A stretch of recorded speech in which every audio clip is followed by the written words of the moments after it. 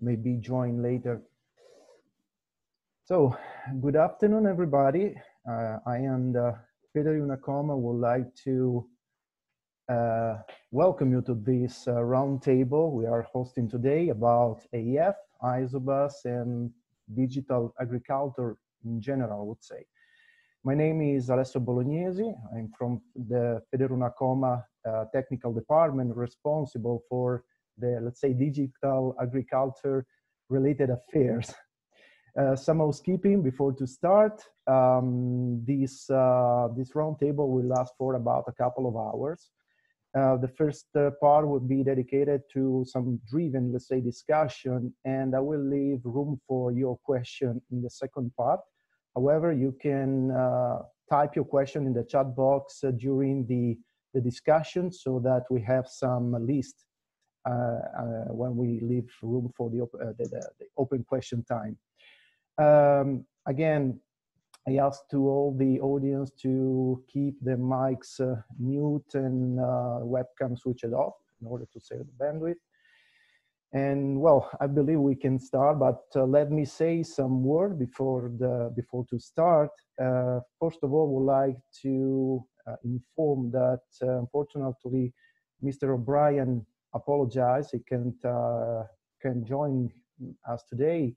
I'm very sorry about that, but I believe that we'll have a effective discussion anyway, and Anita could also cover the Agrievolution related questions.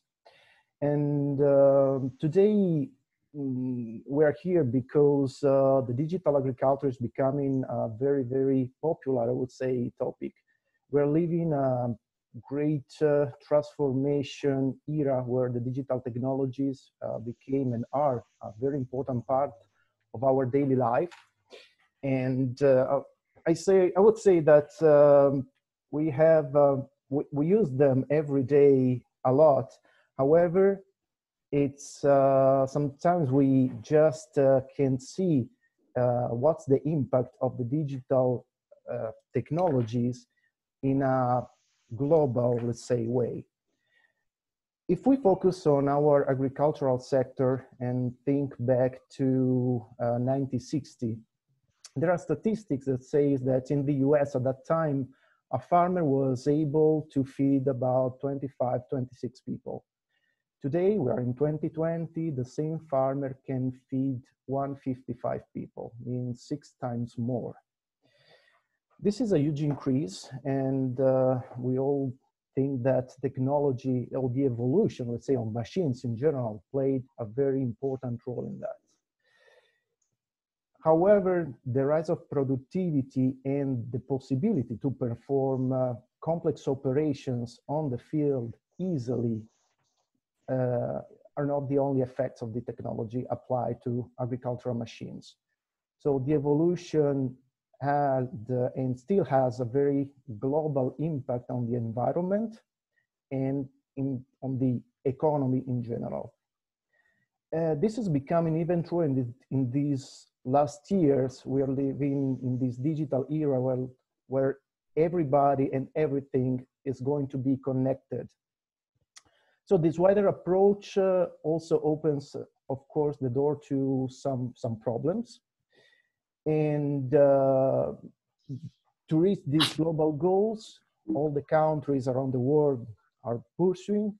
We need machines from the different brands operate, interact with each other, and possibly with all the rest of the chain.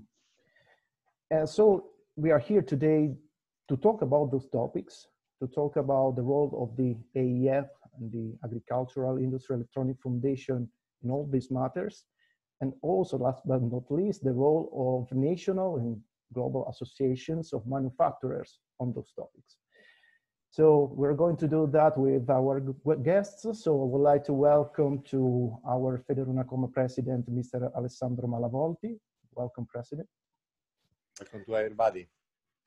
Welcome to Mr. Peter van der Vlugt from Kubota Corporation and Chairman of the AEF. Welcome, Peter. Thank you, Alessio, and welcome everybody. Welcome to Mr. Norbert Schlingmann, General Manager of AEF. Thank you. Alessio, and welcome. And welcome Mrs. Anita Sennet, Senior Director of AEM for Agriculture. Thank you, Anita, for being here. Thank you, everybody, for being here, for joining this call. Thank you, Alessio. Before to start, I will leave the ground to the President to say some word for welcoming the people, and then we'll start with the discussion. Thank you to everybody. I'm very proud to be here virtually, but to be here because AEF for us FederUnacoma, for us Italian manufacturer is very important.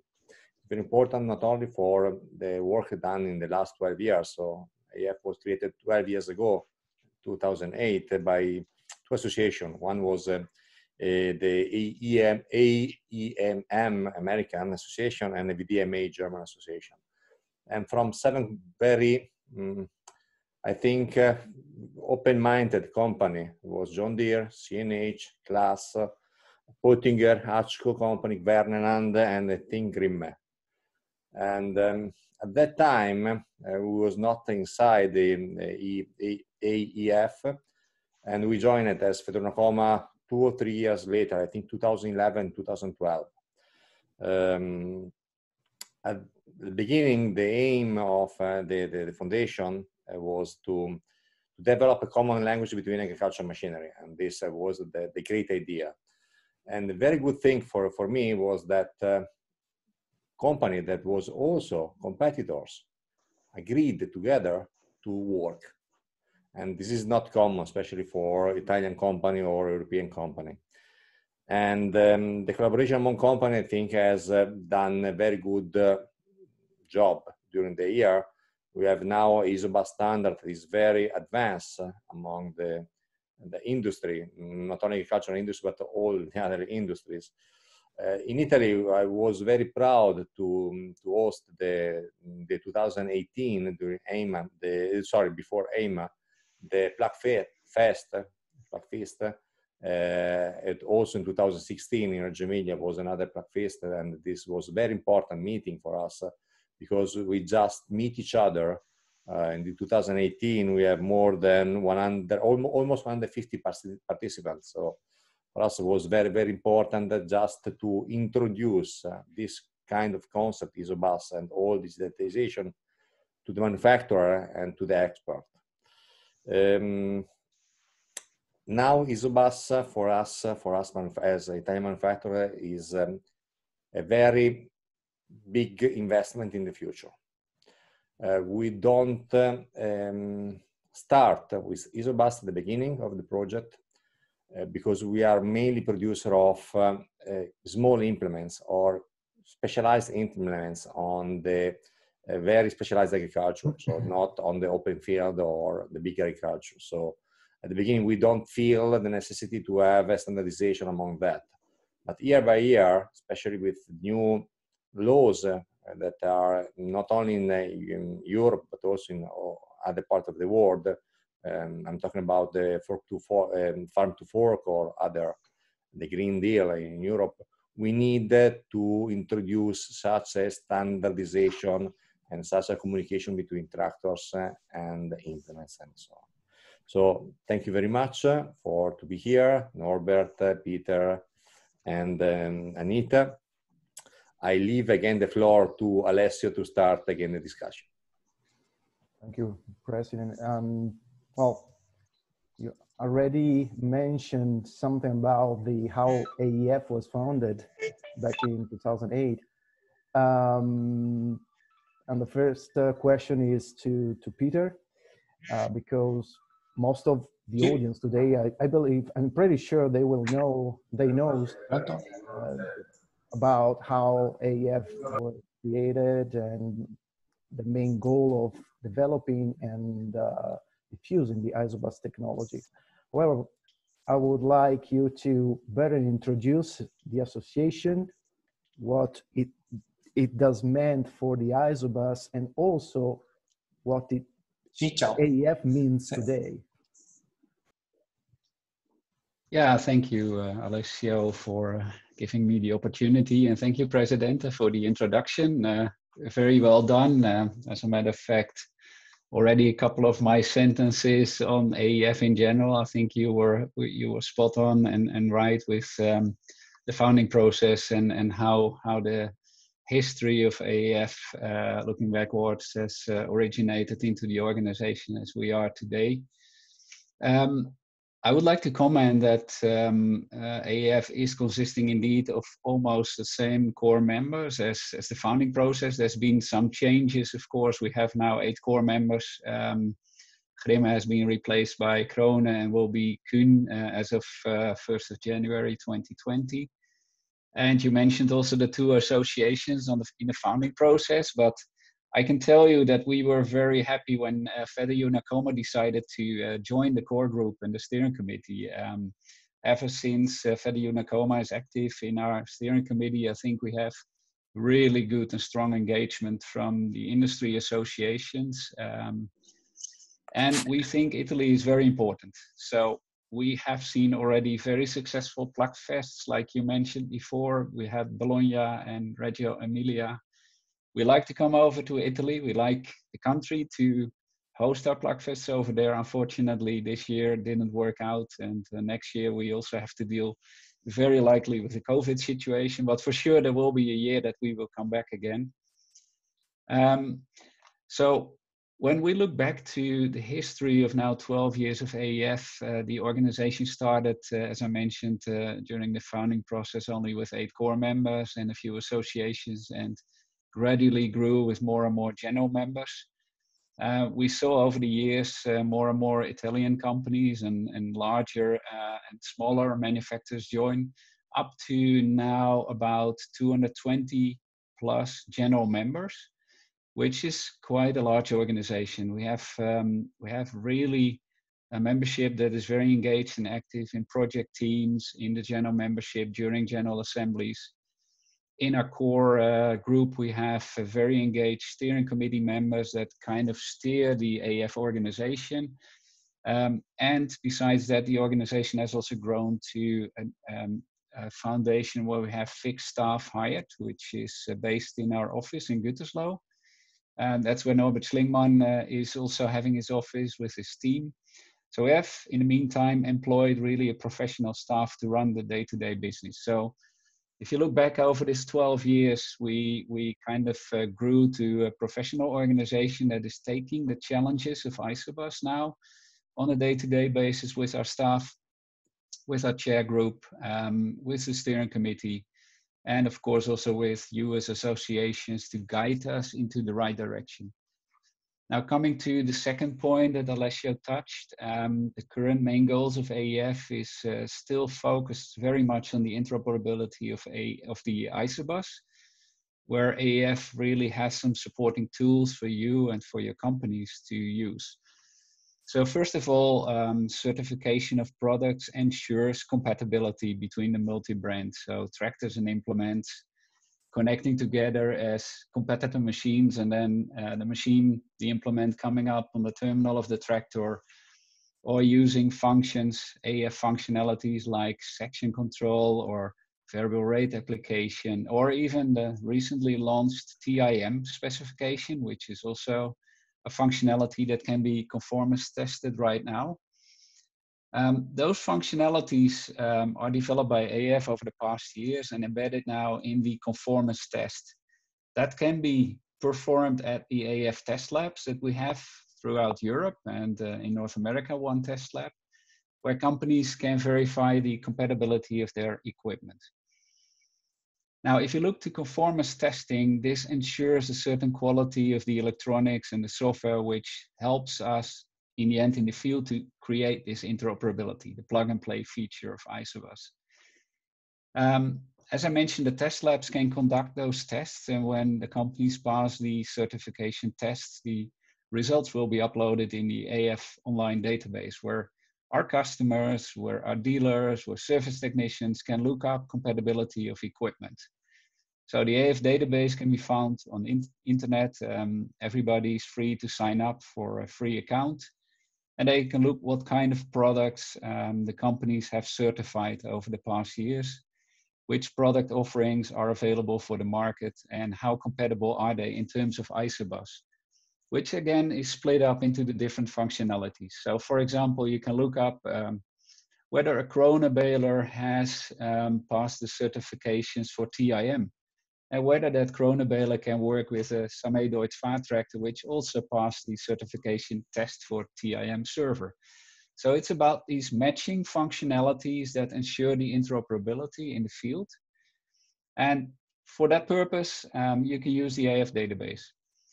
Additionally, to promote the interoperability of these multi-brand equipment, we also do those plug fests. Like mentioned before, we had record-breaking plug fests in Italy.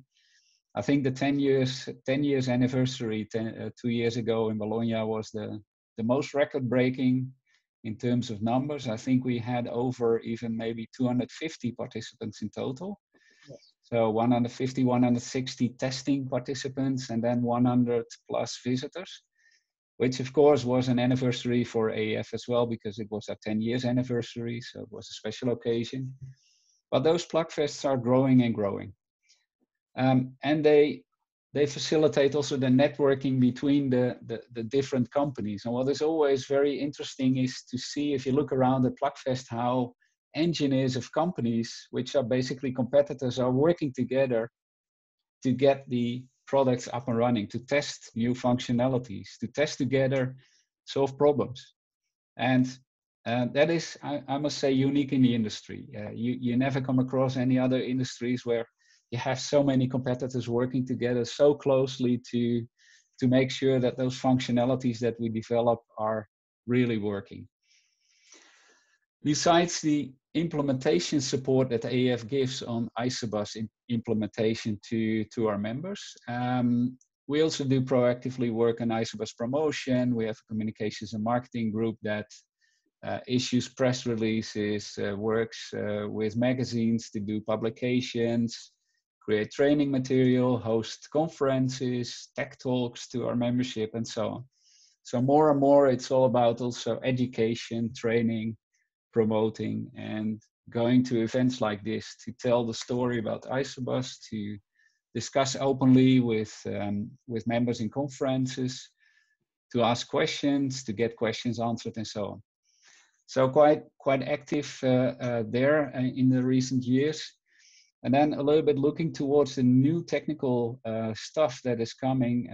AEF is also working on technical specifications and guidelines. And I deliberately say not standards, because standards are developed by standards organizations like ISO, International Standards Organization.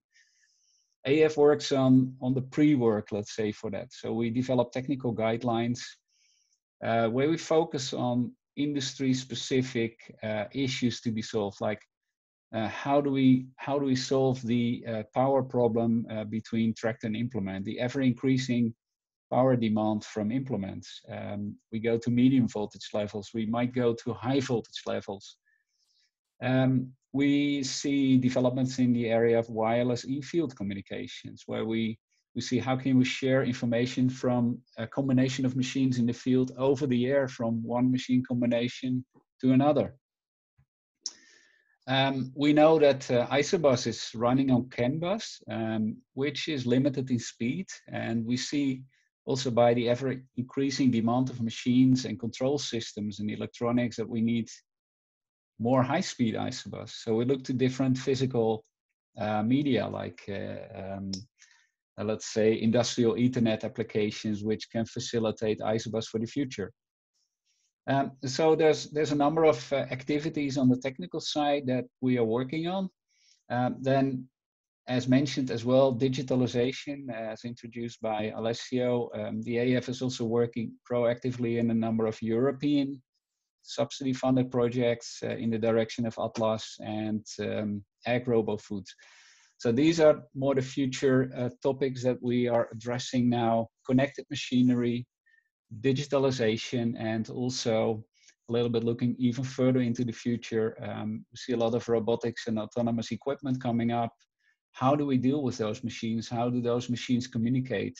How do we organize that those companies also adhere to the standards of functional safety, security?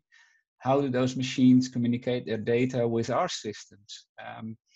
So we're getting more and more involved and concerned about these kind of developments, and AEF is also focusing on collaborating with other organizations like robotics platforms in Europe.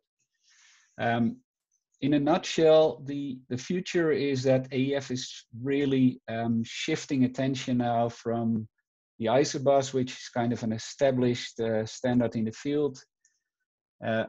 Yes, still with some of the issues that we know of, some of the compatibility topics still need to be solved by the companies, towards digitalization, towards connected machinery, towards faster standards in terms of communicating between tractors and implements, and then towards future networks and future sharing of data between really systems and systems of systems, which is going to be a very complex matter, where AEF now is involved in some of these European funded platforms. I think that kind of answers your question, I hope, Alessio. Yes, absolutely. In a nutshell. Yeah, it's a lot of material to think about for people, and so we have a lot to see in the next years. But I would like to have a step back on the Isobus, which is still a very important topic, and on that I also would like to be a witness of the quality and the quantity of work who is performed every day in the AEF. As a former designer of Isobus systems, I can tell you that the activities in the working groups are very, very, very huge, I would say, and it's usually a pleasure to work in there. Again, stepping back to the standard, let's say, Isobus, which is sometimes still a goal for many Italian manufacturers. So a question to our president. So what do you think means Isobus for the Italian manufacturers of machineries, and what's the importance to them to maybe collaborate with the AEF and in order to see an increasing number of Isobus machines also in Italy? Well, Isobus for Italian manufacturer, especially both for tractors and implements, and there is some slight difference between them, is mainly a challenge that we cannot lose. I would like to use a literature similarity. So we are in the 70s, beginning of 80s. We have a huge number of producers of typewriter, manual typewriter. There is some producer of also electric typewriter. But in the US and the northern part of Europe, we just start to see that there is some manufacturer of computer. The computer can work standalone or can work in connection with other devices, printer or whatever, internet. So we have a huge number of producers of implements in Italy. But the producer of implements are very similar to a producer of a typewriter in the 70s and the 80s. If they don't understand that they have to move from the production of typewriter, the production of computer, and not standalone computer, but computer that can be connected to other devices or to internet, I think they will, I don't say bankruptcy, but we will have a very marginal market on the future. In Italy, we have a very long story of production. The production of agricultural implements are among the 3 or 4 biggest producers of agricultural machinery worldwide. But we are specialized on the niche market. We are, except very few companies, we are not specialized on the open field. We are specialized on fruit and vegetables agriculture machinery.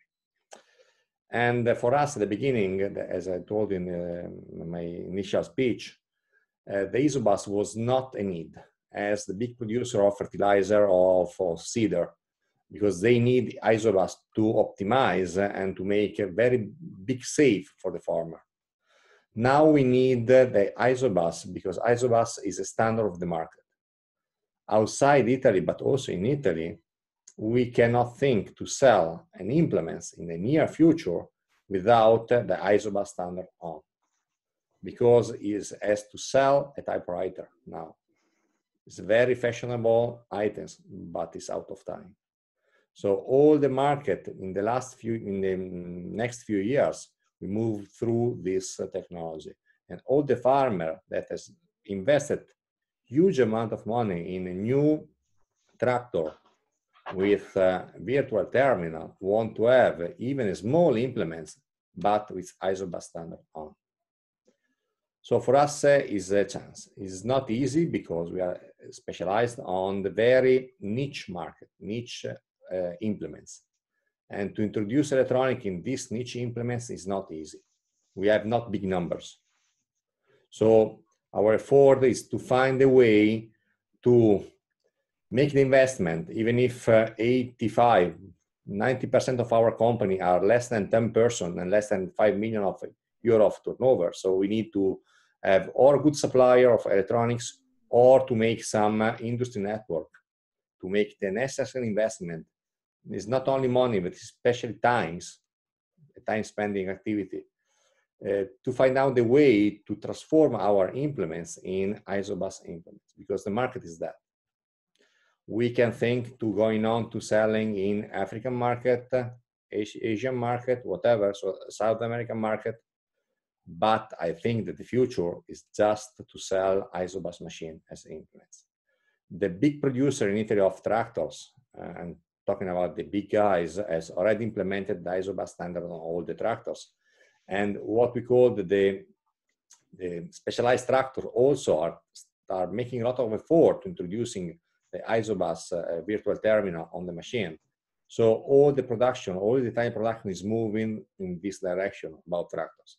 We need a big effort about the small person that produce implements that are 90% of the time have some genius inside, because they are making wonderful machine to make very niche operation.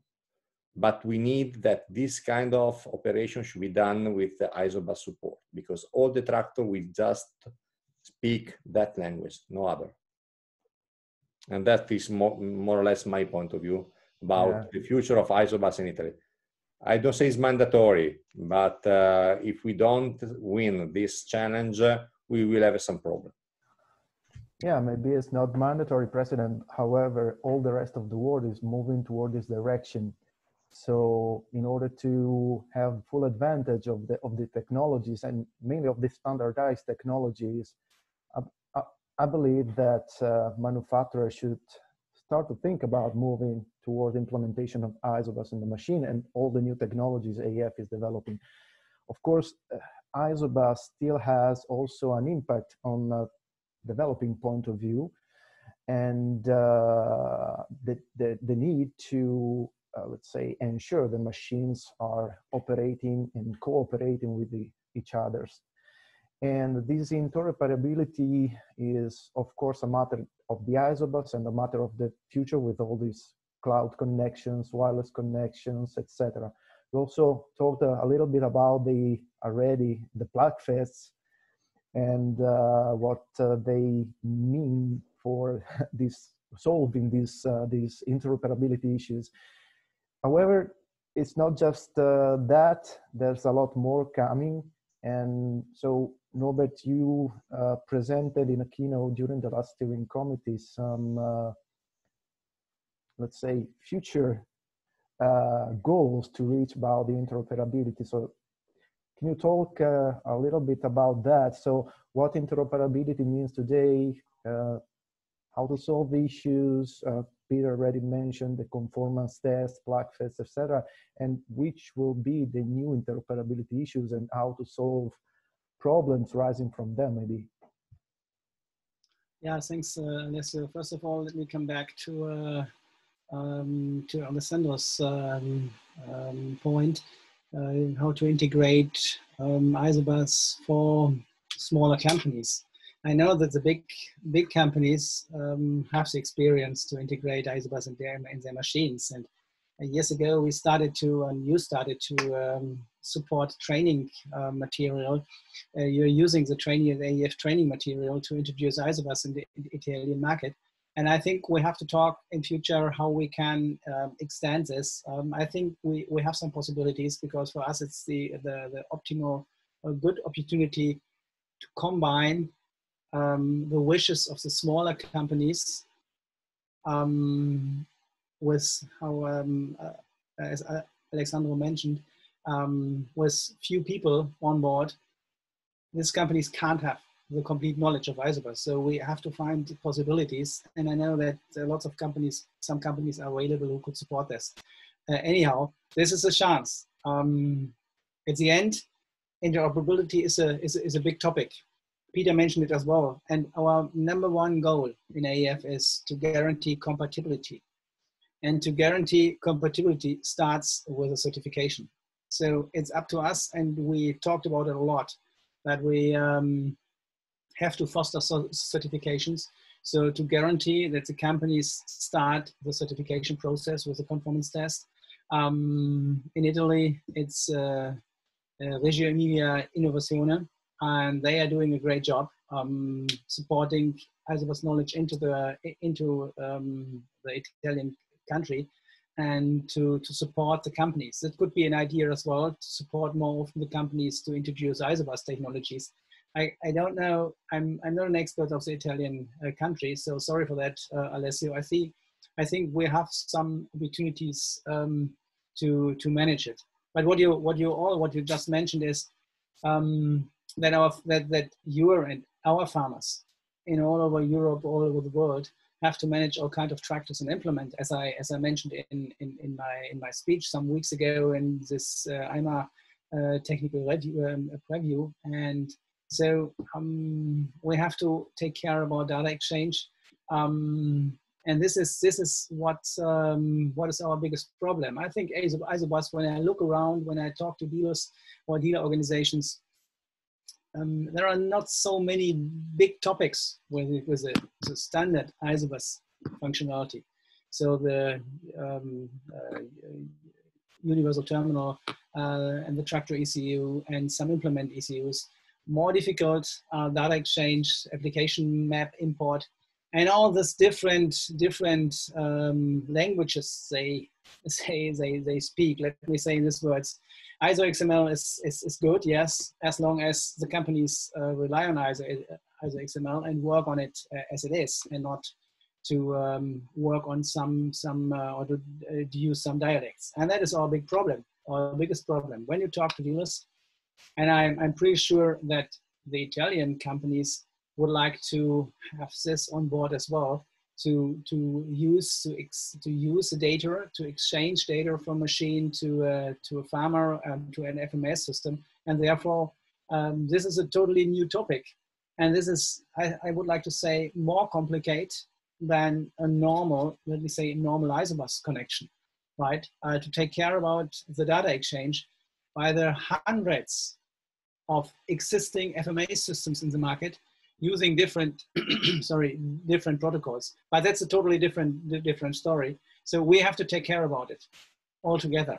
And I think the Italian markets is different to the other European markets, as in Germany or France or other countries. You have lots of small companies, and we have to talk openly how we could engage, how we could improve the training of Isobus, and to get to work on the real problems with this, right? Let me come back to one story you mentioned, the plug fest. Yes, sure. We met 3 times in Italy. We met 3 times with the whole engineers in Reggio Emilia, and 2 times in Bologna. We see a need to move on with this. Because it's essential that engineers from different companies, from different countries work together, exchange Isobus and the Isobus language. And therefore we have to move on with this. So we plan to work on a virtual plugfest solution. We can't say when it's ready, but hopefully in springtime, we can have a first try, and then I would like to invite you and some of your companies as well to participate, test if this is a possibility. Yeah, the Blackfest is a very nice event, and let's say the experience also in Italy is that then people goes back home with some kilos more on the bellies. So it's quite an interesting thing. So of course, Italy has a very specific situation. In the other European countries, maybe is more balanced, I would say. It's more similar from country to country. We have another area where Isobus actually came from, which is North America, which was developed, let's say, on the two sides of the ocean, North America and Northern Europe, I would say. And however, it had some difficulty in being actually used in the beginning. Now things are changing quite fast. So Anita, a question to you. What's the situation right now in the North American, and what's in your vision, what we need to have a more strict integration of machines and systems in agriculture around the world, not only North America or Europe? Also, maybe you can answer from a Agrievolution point of view, which is the Global Association of Manufacturers. Thank you, Alessio, and thank you for the opportunity to be here today. Certainly, while Isobus may have originated partly in North America, I feel the concept is not as well known, I don't feel, as in Europe. You ask most farmers, they don't know what Isobus is. You go to an Agritechnica or an AMA and you see a lot of equipment has stickers displayed on Isobus or on AEF. You don't see that at all in North America. So we definitely have challenges. As you know, we don't mandate those regulations of certification. And we have players ranging the spectrum from the huge major companies to the family operated implement manufacturer. So it is a different challenge, or it's a big challenge, and we have many of the same challenges as we do in Europe. But I think we also, with the question of interoperability, we also have larger fields. We have farmers who have bought several operations, and so they have huge spaces that need to be covered when you're looking at things like wireless communication. The equipment is larger. A big farmer on his operation cannot manage with a 24-row planter. So this all impacts the machine-to-machine communications and makes that piece of it more challenging. Back to Isobus, we feel that AEF is really on the right path as to how we get that implemented more widely across North America. As was stated, by Peter and others, you don't see manufacturers working together like this in many industries. And we feel, AEM feels, that getting the manufacturers together like that gives them buy-in. They're all providing input. They're developing industry consensus, methods of operation. And we feel that that is ultimately what will get all of the or more manufacturers engaged to get certified and with their Isobus. Communicating that out is also a challenge. As Peter mentioned, there is now AEF has established a few years back, I believe, a North American marketing arm, and I will be working with AEF in the interim. We've had our North American Secretary is retiring, so I will be stepping in the interim for that, and just had a meeting with that communications group, and that I feel is a critical piece to really gain the awareness of everyone that certification is needed so that everyone can be in compliance and can be compatible. So again, many of the same challenges, some of them simply because of logistics and geography are somewhat different, but we really support the work that AEF is doing, and that's why we continue to be engaged with them. We're a founding member and continue our North American Secretariat role.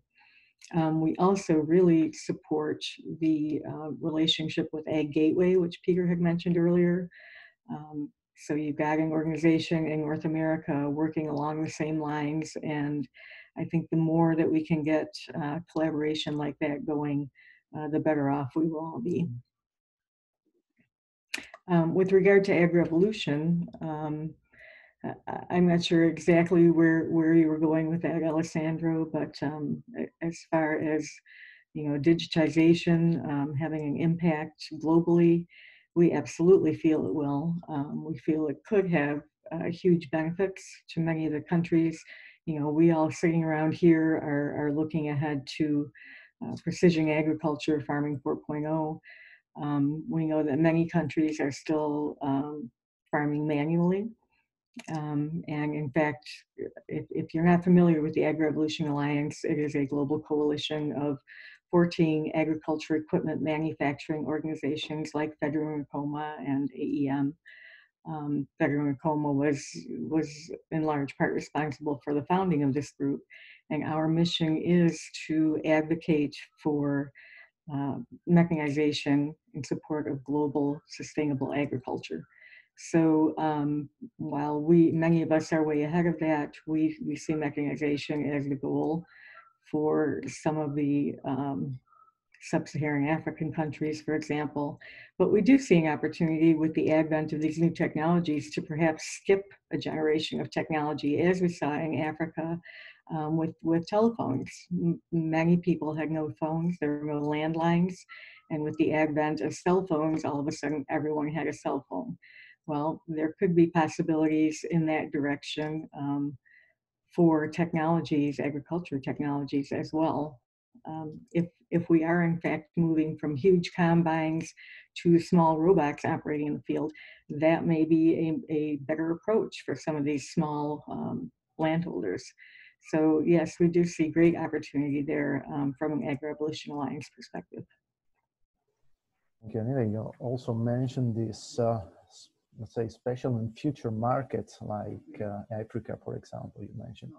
And markets where probably the problem is also to, let's say, limit the cost of the machines and on the technology implemented on the machines. So having to find a more efficient way to develop Isobus and the other technologies on the machines.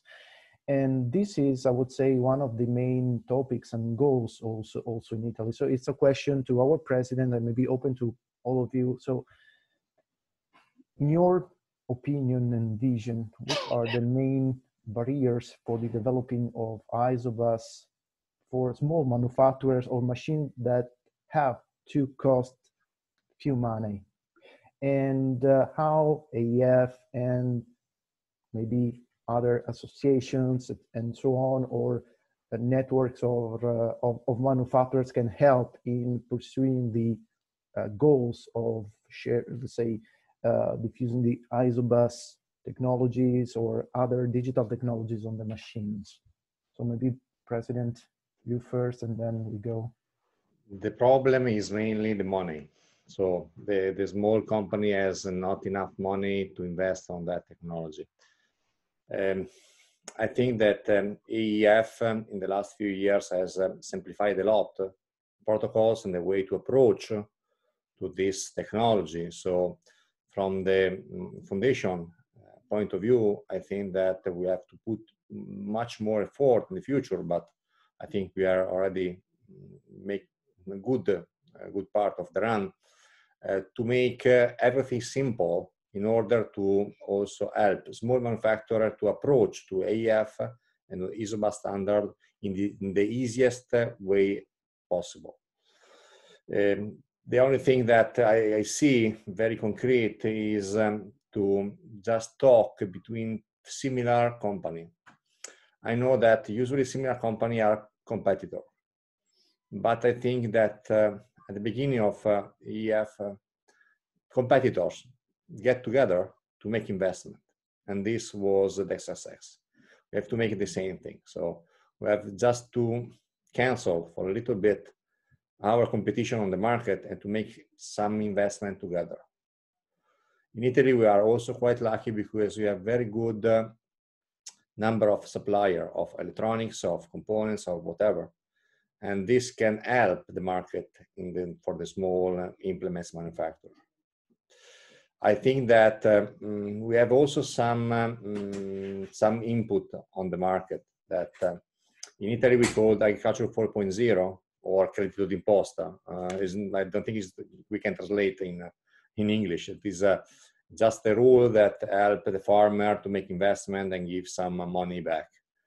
And this has helped this market very much. So if you have a machine with Isobus or you have an auto guide system on the tractor, you will receive as a farmer money back. And this has helped a lot the market to develop.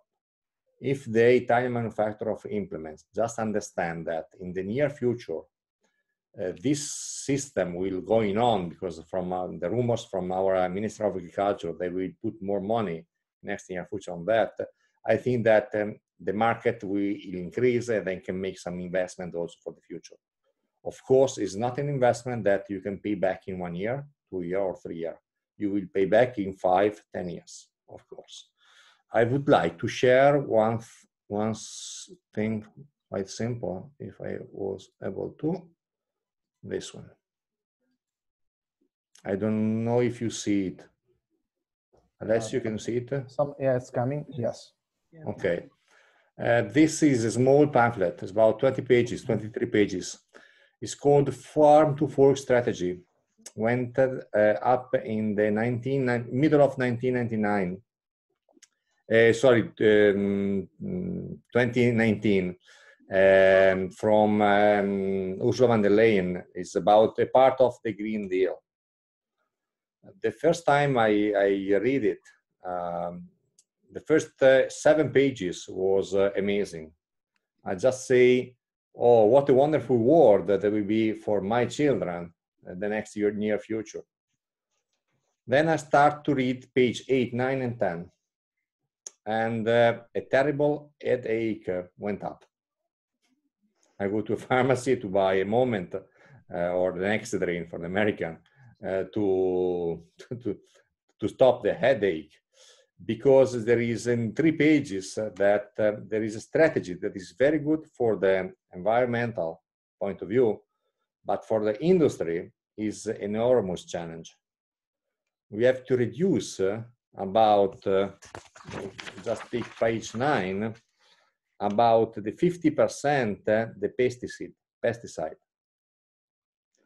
We have to reduce at least about 20% the fertilizers. And this is very simple from the technological point of view, but if we talk about the market, the average of the market, this is huge, because it's not producing a new spreader that reduce the 20% use of fertilizer. Is that all the market has to transform and has to use this new spreader. And from the political point of view, for the association point of view, for the company point of view, it's a huge job. So I think that we have to consider that Farm to Fork is a part of, and we have to implement this Farm to Fork by 2030. So we have less than 10 years. There is nothing for the market. And I think there will be a huge market for that. So small company have to put some money on that. They have to ask to AEF to make very simple procedure and very easily understandable procedure. But I think they have to invest some money and just ask collaboration with the competitor to make investment on that, because the market will be huge, also due to this kind of laws in Europe, but I think that more or less we have the same thing in North America, in South America, in Russia, and whatever. So the market will be huge. I know that it's not easy to make investment during this year because COVID crisis is heavy for everybody, but we have to do it. Reply to that. Peter, Norbert, what's your perspective? Anita as well. Yeah, I totally agree here because I think the regulations will be tighter and stricter in the next 5 to 10 years for sure. Totally right. If you look to agricultural practices, things need to change. The only way we see for now is that you apply smart farming or precision farming methods to not only make your machines more smart, be able to spread more precisely based on GPS and agronomic advice, decision maps from sensor platforms and drones and so on, to really do a spot application or reduction of fertilizer. Maybe even in like the president mentioned, there's a lot of specialty crop in Italy. On the tree level, prescription, for example, could be feasible, but you need technology to do that. So developing technology together as an industry could be a possibility. I wanted to give some examples of how it was organized in Germany back in those days. Some smaller manufacturers founded together organization called CCI, Competence Center Isobus, and joined forces as competitors to work on Isobus applications together with a few suppliers. And you have a great number of manufacturers in Italy and really good sub-suppliers as well of electronics and electronic components, terminals, all parts that you would need to reach these this precision agriculture or these smart farming possibilities. Last but not least, maybe cultural practices may change as well. So we may need different type of machines. Perhaps machines become smaller, more autonomous to prevent soil compaction, and these kind of things touch our industry as well in the next decade, right? We see problems with climate change. We see this soil compaction, soil degradation, and for sure, European Commission will come with more and more regulations in the next years. So we need to follow that, and we need to adapt faster and faster. AEF needs to grow with that and needs to support the member companies in helping them out.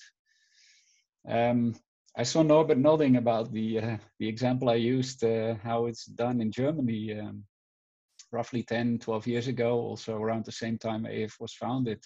These German manufacturers had the same problem. They joined forces. Norbert, right?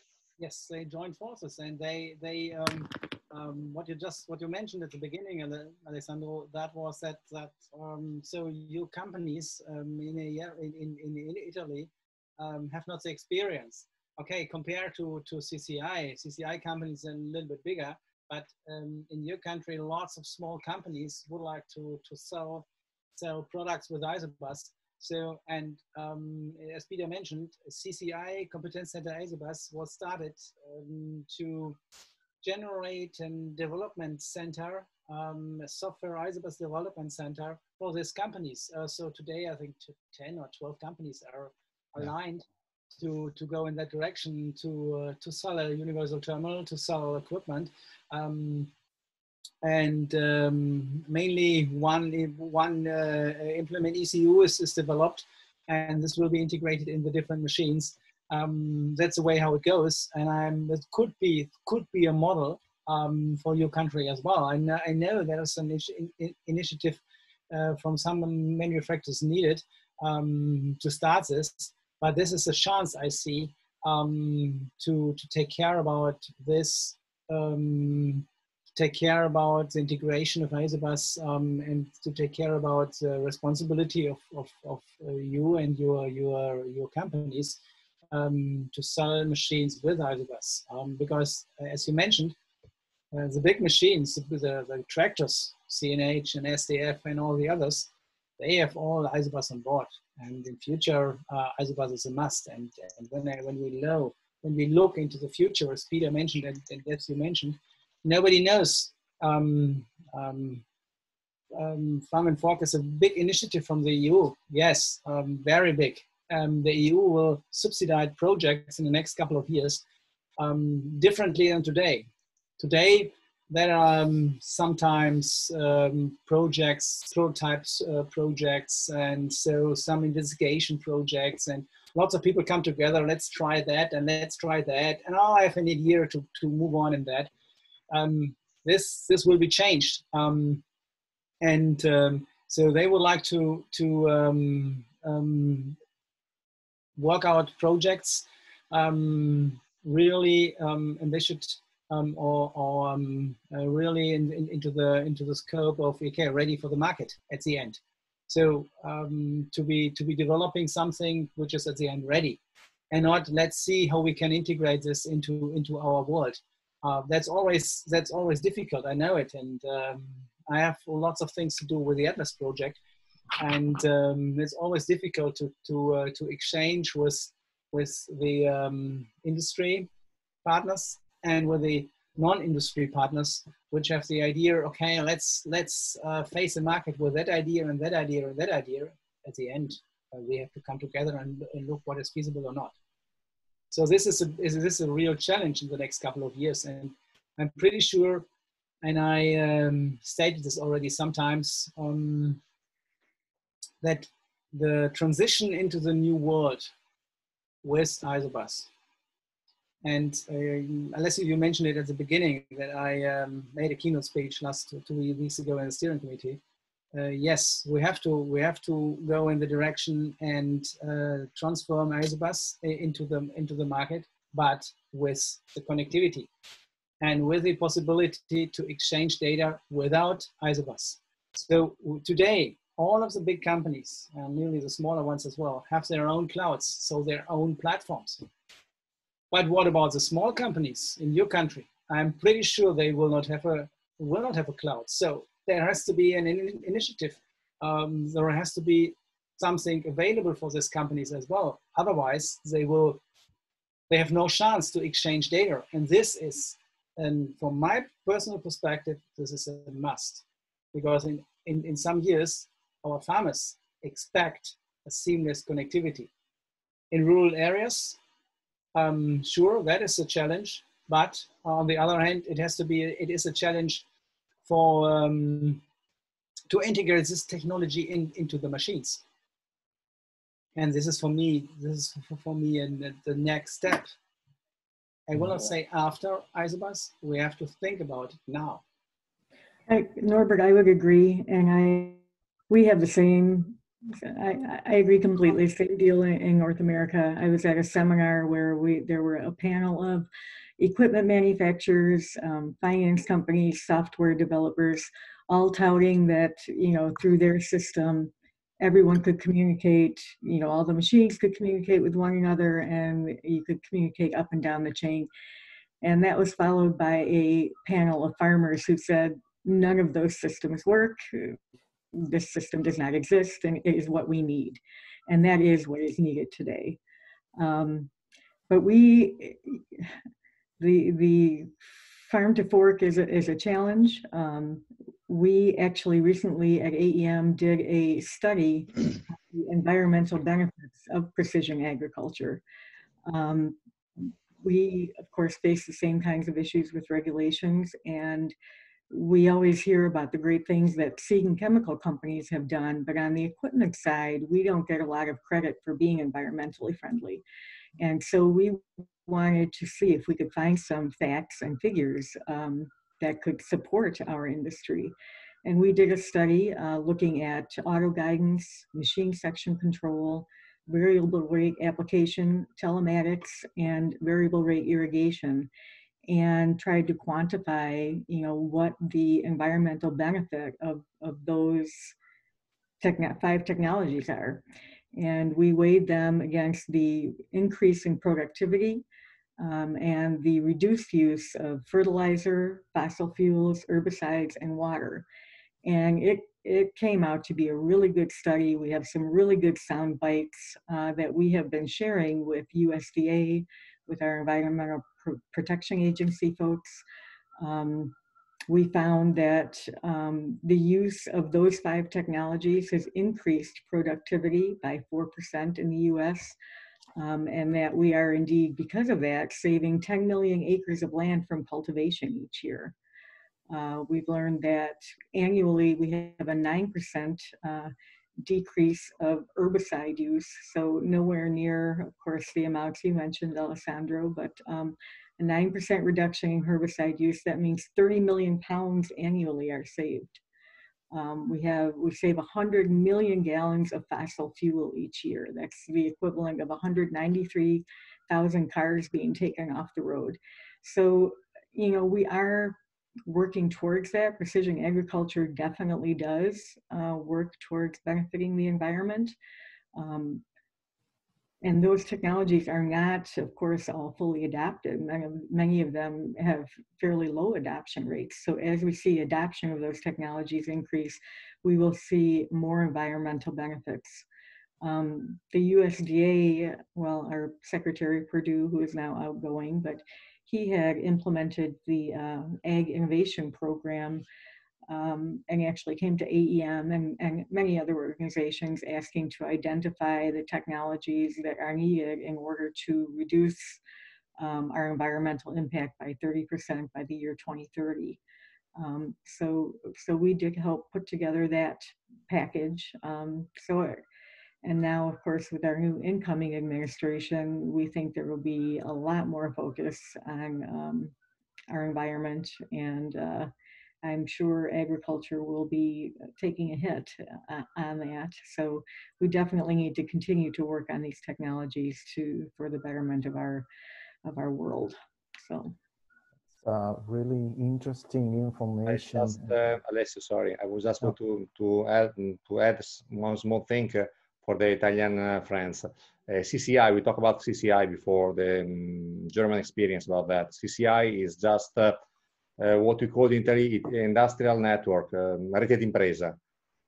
Among mid-size implements manufacturer was Amazon, Grimme, Kuhn, I think, Lemken, and I don't remember, and one manufacturer of electronics. I can use the name because it's no more on the market. It was purchased by another company. It was Muller Electronic.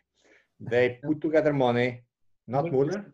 No, not Muller is not a member of CCI. But move on. They were for some time in the beginning. That's in correct. The beginning. It Yes. was at the beginning. Yeah, and it's no more there because now it's purchased by big Trimble, I think like that. Yes. So at the beginning, so they put together experience and they asked this manufacturer of hardware and software to develop together and to share the investment. And everybody, Amazon, Greenman, the Kuhn, whatever, have the same device with different software. But they make just one investment and divide the cost between others. So you can have all the information on cc isobus.com, I think, something like that. It's a very good example of how competitor can share investment together. That's all. Yeah, from an Italian perspective, something is going on in Reggio Emilia because Reggio Emilia Innovazione has tried to build something like that, and it could be quite promising. Of course, they need the support of manufacturers willing to jump on board this initiative. And no, I was impressed by the numbers Anita just mentioned, because we had some research in special applications like in vineyards, and it came out comparable results. So in terms of pesticide saving, fuel saving, time saving, a lot of savings anywhere.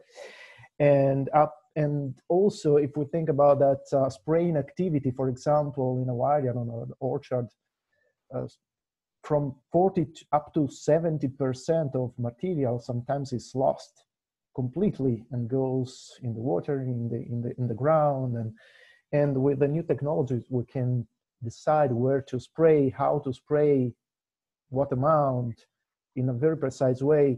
You can think how, in a global, let's say, a view, this will impact a lot less the agricultural activities, and of course our health, because it will impact in the food we are eating, and so on. Now, I believe that we touched all of the topics. I tried to prepare from the sustainable agriculture, from the digitalization, and I will now try to leave some ground to questions from the audience. So we already have one, and I invite all the participants to type the questions in the chat box in order to read them to the speakers. But before to move to that, just a more general question. So we mentioned the sustainable agriculture, we mentioned interoperability, etc.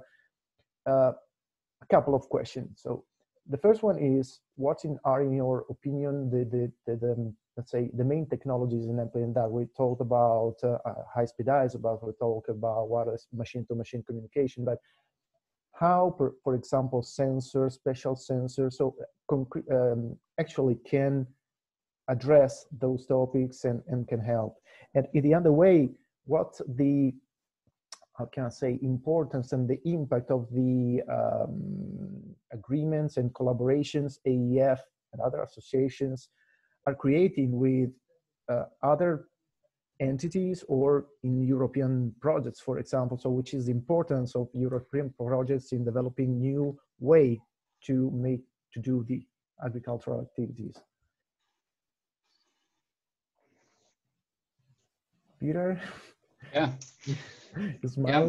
I'm just thinking how we work in the Atlas project and what our aims and ambitions are there. If you look to let's say the broader perspective of digitalization and look at sensors and look at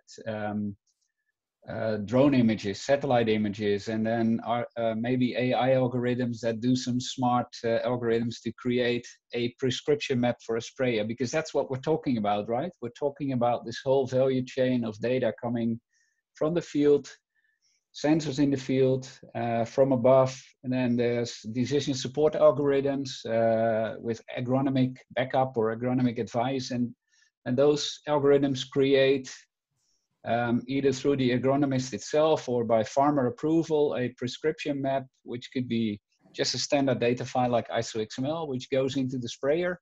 The sprayer executes the work in the orchard, saves about 85% of pesticides, like you mentioned, Alessio. We have some use cases also in the Netherlands here, where we participate in orchard trials and apple orchards. And we've proven with Wageningen University that you can reach such savings by simply doing it that way. But you need to be able to connect all the dots together, and that's where what Anita mentioned before, what the farmers were saying in the US. We are not able to connect those dots. It's a mess. So every manufacturer has its own solution, and when we have our data somewhere in the system available, we can't get it out in the right way to connect it to the other system. And that's exactly the essence of projects that the European Commission is kicking off. They want to focus on the digital Europe in order to facilitate this data exchange and these standards and the sharing of data and open data between the systems. They want to make this data flow from one system to another in order to facilitate this farm to fork policy. The challenge we have as an industry is that most of the companies tend to develop proprietary solutions and want to keep it closed for themselves, because that's where the business is, right? That's how we earn money. But we can still earn money also by being open. And I think Isobus has proven that in the past decades already. Isobus is an open standard. We all implemented it as competitors. But it has brought us forward as industry. It boosted interoperability. We can do prescription maps on our machines. We can utilize our machines already at this moment to make these cost savings as soon as you implement this Isobus as standard on your equipment. Now, connecting all these larger dots together when these machines are connected, when you have soil sensors, when you have weather sensors, when you have drone imagery, and then smart software that creates these prescription maps again, that is where the complex discussion starts in the near future, and where we are actually touching this in the Atlas project. And there you see that it's not so easy to create those standards, because companies are also a bit protective of their own proprietary solutions, right, Norbert? Yes, yes, and we have sometimes that's when I look back how it worked out with a conformance test, for example. It's always a challenge to take care about the complete specification. So you know that we with some application, with some functionalities are really behind, because we have the task controller, and for UT2 only 60 or 70% really realized as test. So what about the rest? Okay, there is a guideline available, but we know that some companies use ISO definitions, integrate this ISO definitions into their software, and expect that the test will be followed, but without a specification and without a clear message. Should this be tested or not? That's always a problem we have with the big companies. Not so with the smaller ones, but with the big companies, and then companies start to complain. So it's always the same. So we have to be very careful when we decide to move on, and that is a clear message from my end. And in regard to interoperability, when we move on with our conformance test, we take care that the whole environment of a new ISO standard or an AEF guideline will be integrated and will be tested, is able to be tested, because otherwise we have always problems in the market. And this leads into frustration, demotivation. People are not anymore happy using Isobus, all this stuff. And then we come at the end into a situation that people and farmer ask me, hey, is it plug and play or plug and pray? What a North American farmer 3 years ago asked me, hey, what are you doing? Plug and pray or plug and play? No, we are working on plug and play. And this should be our goal. I see, probably Alessio, I answer directly the question I see from Stefano. I think so. Yeah, it's also related to some statistics maybe on the database, the question. So he asks if some statistics on, for example, tractors which have already a UT integrated on board. Alessio, can I add something about your last question? Because I think that sure. Yes. It's quite interesting for Italians. I think that I have a radical view of the future about the technology. So I think that in the next few years, next 10, 20, 30 years, the big surface, big agricultural surface will be moved more or less on self-propelled machine for the main application. We see now that for harvesting, all the big culture are this self-propelled combines. The sprayer are self-propelled, and more and more machines are very specialized to make just one job. So the very big surface go on that direction. I think that greenhouses and hydroponic agriculture will go to robotics. It's much easier for them to invest in robot with driveline and to make everything with the robot, because the handwork costs so much.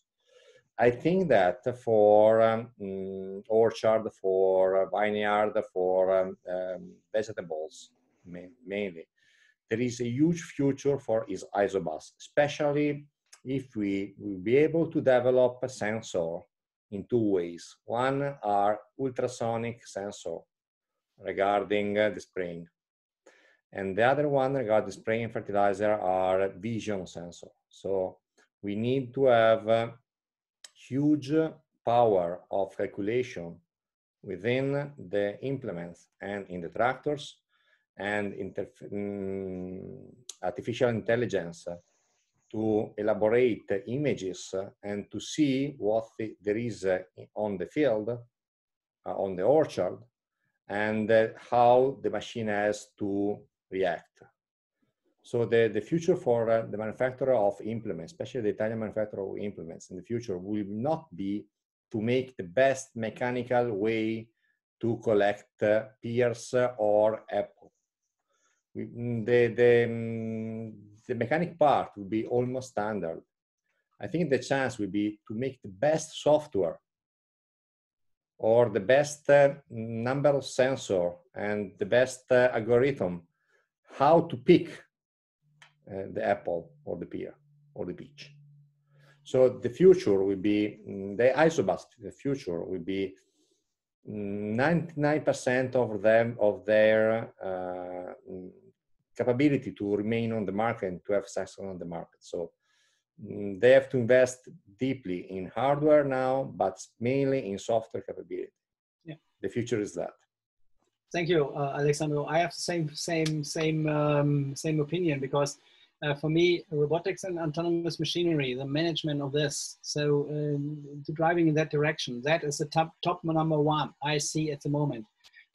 Sure, we have to take care about the current status today, take care about Isobus, that's clear. But when I look into the future, in a 5 or 10 years perspective, without dealing with the robotics and autonomous machine and AI as well, that is important as well. Artificial intelligence, we will lose the capability to deal with the whole ag industry. I'm pretty sure about it. Okay, there are a lot of small SMEs and a lot of initiatives, but from my point of view, from AEF's point of view, this is the way we have to start, and the steering committee will look into that next year to see how can we start this, how can we engage into this. Also, another topic related to that, Norbert and President, which is we already told a lot about data sharing, and maybe in the next future we don't expect to have such a calculation power directly on the machines to perform real-time calculation on what the sensor perceives, etc. We will have cloud computing, for example, edge computing, which are technologies quite mature nowadays on the computers, and which will easily, I would say, be ported on the agricultural machine or on other devices in general. So there are actually a lot of possibility, but all those possibilities are made possible by standardizing the data sharing and securing the data sharing, which is another very, very important topic at a global level. Make data information transferred in a secure way. So yeah, I can only support Alessio in that statement. So, and that is why we have a standard for data sharing from our machines to the online world, to other systems. We have developed the ISO XML standard, and there's some extensions now through the Ag gateways, Dept possibility to convert those data models to other data models, mostly because there are proprietary data models that need to convert to the standard and vice versa. But it all starts with this data sharing and standards around it, and that's a point where I can also explain a little bit from experience with our collaboration in Wageningen University, where we start to discuss also aspects now of what about security and liability issues in the data space, because you have so many data sources that you combine at some point into maybe an offline or an online algorithm that does some artificial intelligence and then creates an agronomic advice. But what about the quality of the data? If there's a data generator that is generating wrong data, so to say, and you execute a prescription map on a machine and accidentally you do something wrong in the field, who is to be blamed? Where did it go wrong? Where do we have a sort of a black box functionality to be able to track back where was it going in the wrong direction? Who made the mistake? Who's to blame? Who's liable? And especially this is some topic that is easily overstepped by talking about standards and sharing data and so on between different systems and connect it together and then create something new for in the field. There needs to be a certain way of ensuring that the data that is generated is of high quality. So we need metadata around it. We need description of the data around it. What is the resolution? For example, easily mistakes already made is a factor 10 mistake in data sharing. One company implements a certain data source and interprets in the wrong way, and it has a factor 10 wrong. So what do you do then? So the industry needs to even work on those topics, that you ensure that the data quality is of the right quality and according to the agreements. And that is again to ensure that if you share those data later on in the data value chain and you create something back to the machine, that the machine is really executing what it should do. I know what happens if something goes wrong in the field and when a seeder seeds a pattern that is not as it was programmed, or a sprayer accidentally sprays too many pesticides on a certain location, you spray things dead. That's going to be a problem. The warranty claims will go to the manufacturers of the machines because that is tangible. That's what you can see. It must be the machine that did things wrong. But in the end, it's a whole value chain of data that is created. And that is something that we need to work on as well as industry. And we need to be aware of as industry. Yes. In this perspective, a question to all of you, because it's a quite, I would say, big, important topic. Sometimes we already discussed about the possibility or not of manufacturers to provide their own clouds, data sharing systems, etc. However, it's much easier, of course, for everybody to use some kind of mature, standardized, or, well, widely diffused technology, let me say. And it comes out that big enterprises like Microsoft, Apple, Amazon, or etc. are investing a lot in agricultural and food sectors. How do you see these impacting the manufacturers, our industry? It's a risk or could be an advantage or a benefit? How can those companies trying to drive the way the communication is done and is performed by machine? Or do you think that we need to do something from an agricultural industry perspective to push the things in our direction, not their directions? I think it's a very dangerous movement. The industry has to be very careful not to integrate everything what the big players would like to see, because they would like to get access to the data. That's what they're up to.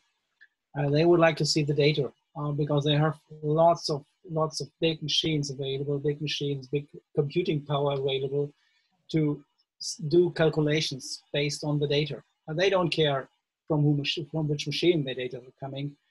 They would like to get data from the complete fleets and from the different manufacturers. So that is engagement we see. We have to do. We have to take care that we take care about the interfaces, like Peter mentioned. Security it's a big topic, and so companies have to take care about this. Integrate secure measures like we did for Tim.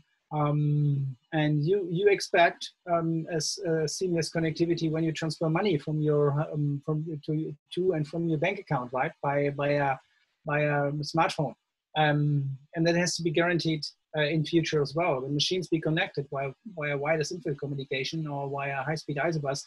They have to be certificate in between, or however they manage it. That is important. Otherwise, the big players get access to this data. I'm pretty sure about it. Therefore, we have to be aware of the situation and have to look into that direction. I totally agree, Norbert. Sorry, Anita? Totally agree. We've had many discussions along the same lines that this is a space that right now is open, and whoever steps into it first is going to have a huge advantage. And your concerns of them taking data are very valid. we think it's absolutely essential that the ag equipment industry are the ones who develop these platforms or these modes of communication, because otherwise it will be done by a Google or a Microsoft or whomever. You see them already. We have big conglomerates, you know, buying up farms and starting at that end, and we feel they're going to work their way through until they're owning a little piece of everything all up and down the chain. So critical the work that AEF is doing, and that the industry comes together and develops its own solutions rather than having something pushed on us that does not benefit the industry. President, from your perspective, because for example, this is both statements from Norbert and Anita, very true. However, I feel that maybe for small manufacturers could be much easier to use, let's say, such a solution from those big enterprises. But as mentioned, it could be a risk. How do you see this situation? Do you think that the manufacturers in Italy could go for that? For me, it starts with integration. That is what the big companies, what the global players would like to see. That would be a success for them. So I would like to see it like this. Don't start with this. We are working on standards. We are working on ways to communicate from machine to machine, from high-speed Isobus. So we shouldn't let them into our machines. That would be my advice. President? The data protection is a huge problem, and I think that first of all, within Europe, we have defined with Agriculture Association a protocol that say that the owner of the data are the farmers. That's all. I think company can use the data only in aggregate way, just to improve the quality of the soil evaporation, fertilization, whatever. So the agronomic working, but we cannot use to have personal information. I think that we have to be very careful. The big guys, especially Google, Facebook, Microsoft, whatever, I think give a lot of value to the data. But I think the real secret for us is not the data, is how we work with the data. So don't be, how would say, don't care about the amount of data you are producing, where they are stored or whatever. You have to be very safe that the data can be canceled by the farmer because they are their own. I think you have to make very good collaboration with university to improve your machine with aggregate data. But we have to focus not on the value of the data.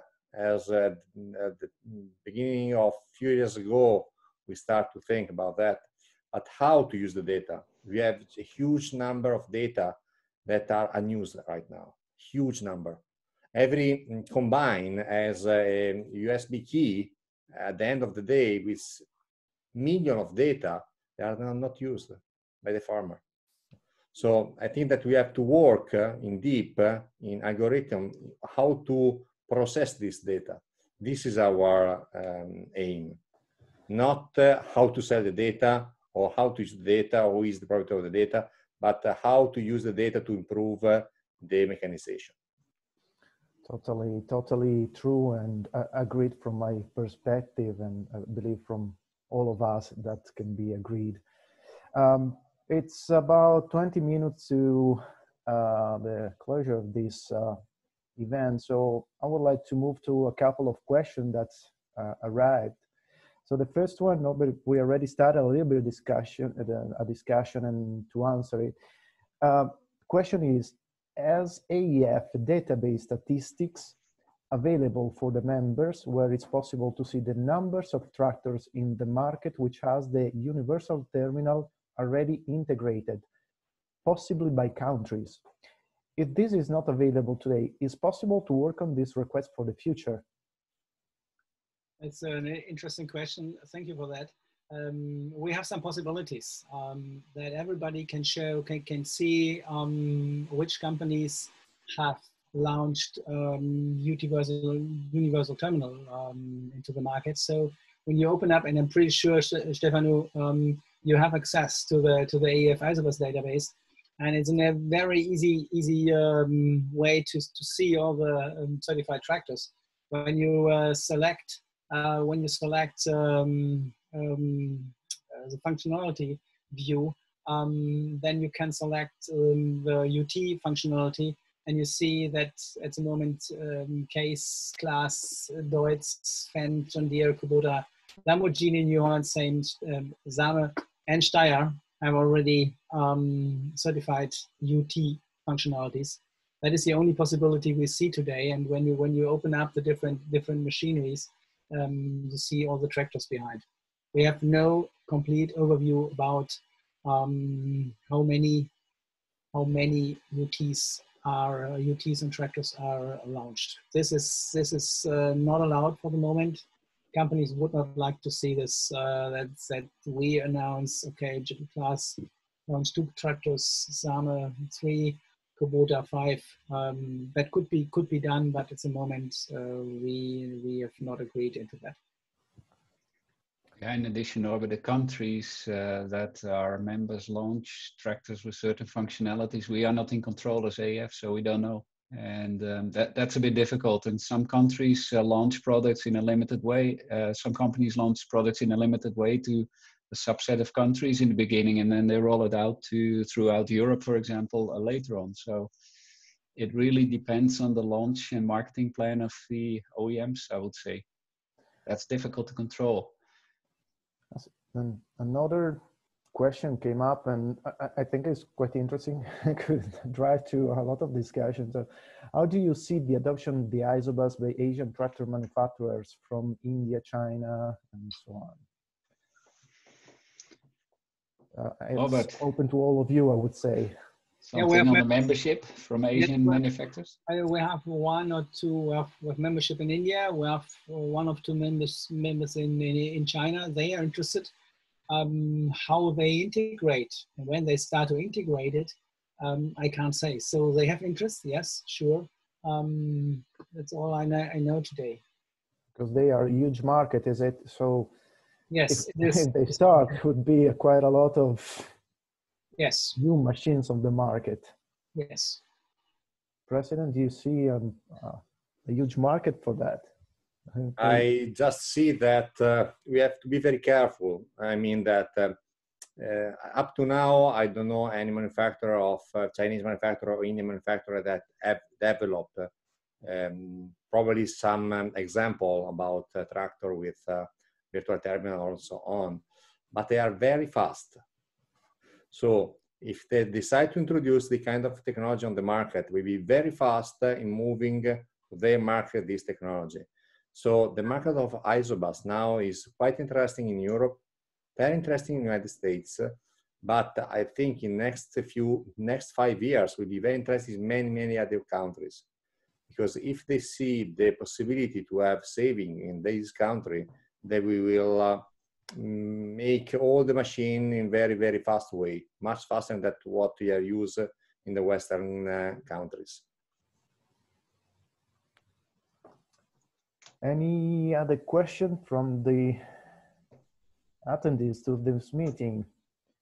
Now we have room for some more questions. Let's see if something's coming. Okay, so Stefano from DigiDevice, which is for the records AEF member. Thanks for the answer. Sorry, but I would like to clarify. I meant, if it's possible to know how many tractors has been sold or homologated every year with the UT integrated. I don't think so. No, this is not possible, and we didn't get these figures in the past, and we will not have these figures in the future. So it's not up to us to collect information how many tractors with UT3 or with functionalities will be sold. Because statistics of tractors sold are usually on a national basis, basis, and then it's then collected together by associations like FederUnacoma, AEM, or CIMA at a European level. But I believe it's not a business for the AEF so far right now, right? Sorry, I didn't. No, we only know the different product models and product versions that companies have certified. So a specific software version in a tractor or in a terminal is a combination with a specific tractor, which we call a tractor model, tractor version. We know those different numbers from manufacturers, but that particular model with that particular version, how many are sold in each of the markets, we don't know, because that's OEM specific information. You may be lucky if you get it through your national agencies that you really know it. I guess maybe FederUnacoma also keeps statistics of tractors sold in the Italian market. Yes. Yes, but we don't have the information regarding how many UTs are mounted. Exactly. There was the statistics in, I think, the European community. They're saying that in northern countries of Europe, the adoption of agriculture 4.0, so Isobus and autopilot, was more or less between 15 and 20%. But that was, I think, an estimation, was not based on the real number. Another question coming: will Isobus influence the push towards the electrical vehicles in agriculture? Peter, Norbert, maybe that's... I don't know if Isobus will push electrical vehicles.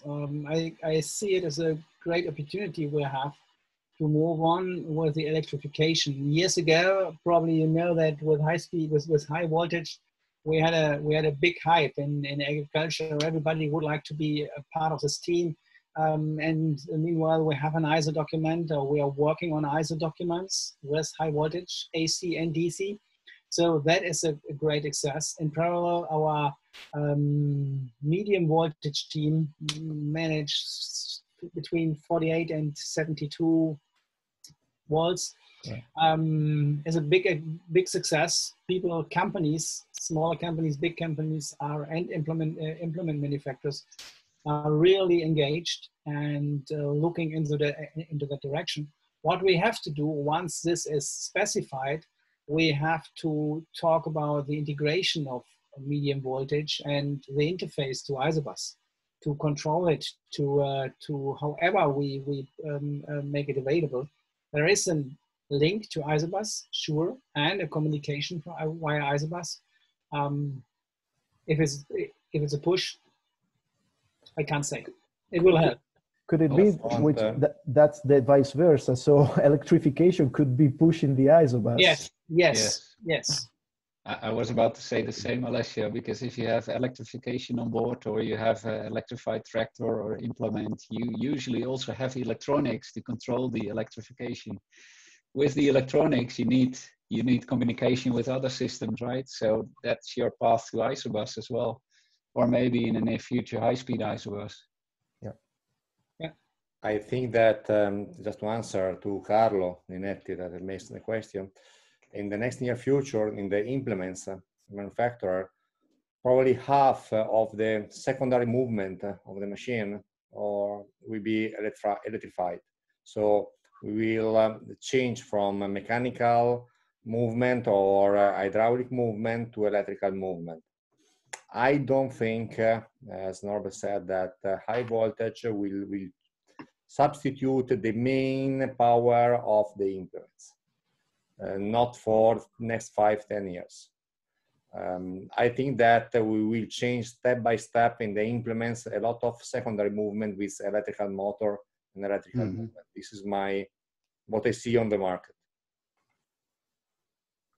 Yeah, I would agree from the North American perspective as well. It's there is more and more talk of electrification, but for right now, I think it's with regard to implements. Somewhere down the road, maybe more for the tractor, but that is down the road a few years.